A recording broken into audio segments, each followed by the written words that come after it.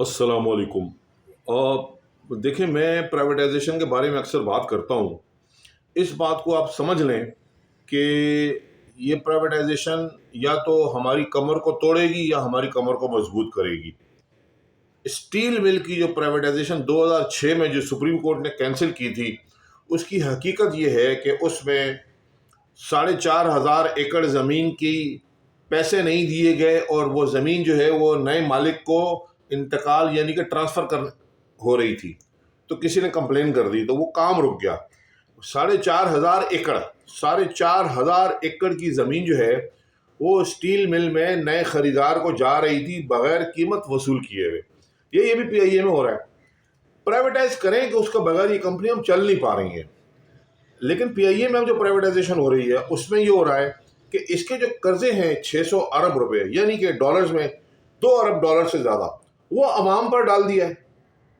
और जो साफ पीआईए है कमाने की जो मशीन है 220 अरब रुपए वो इस वक्त भी साल के कमा रही है। पीआईए 220 अरब रुपए इस वक्त भी कमा रही है साल के, लेकिन वो नुकसान इसलिए हो रहा है कि वो खर्चा उसका 250 अरब रुपए हो रहा है, तो वो 30-40 अरब रुपए का साल का नुकसान हो रहा है।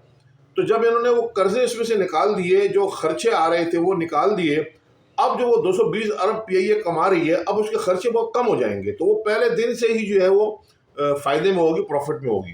तो ये नए मालिक को दे रहे हैं। मेरा ये कहना है कि प्राइवेटाइज करें, लेकिन नए मालिक को इसके तमाम कर्जों के साथ दें। और ये कर्जों के साथ कौन लेगा?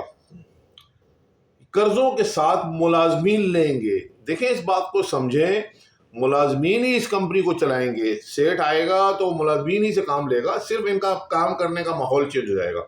ये सरकार से निकलकर प्राइवेट मुलाजिम हो जाएंगे, तो इससे फर्क पड़ेगा।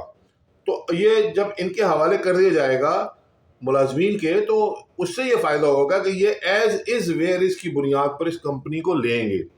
लिहाजा इतने बड़े नुकसान में कौम को न डाला जाए, ये झूठे हैं।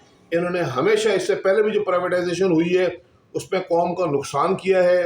हमारी इन्होंने 144 जो कंपनियां अभी तक बेची हैं, हम वहीं का वहीं खड़े हैं। वो जो कंपनियां बेची हैं उसके पैसे जो आए थे वो इतने कम थे कि हमें खजाने में कोई फर्क ही नहीं पड़ा।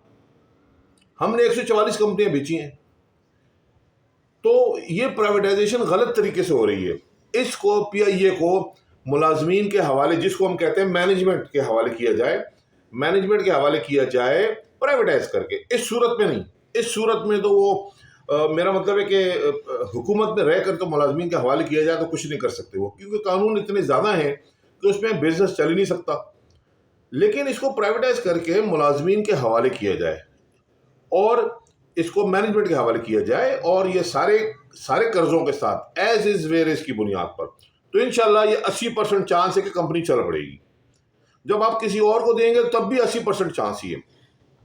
लेकिन वो तो उस सूरत में तो ये कर रहे हैं कि 2 अरब डॉलर जो है वो अवाम पे लगा रहे हैं।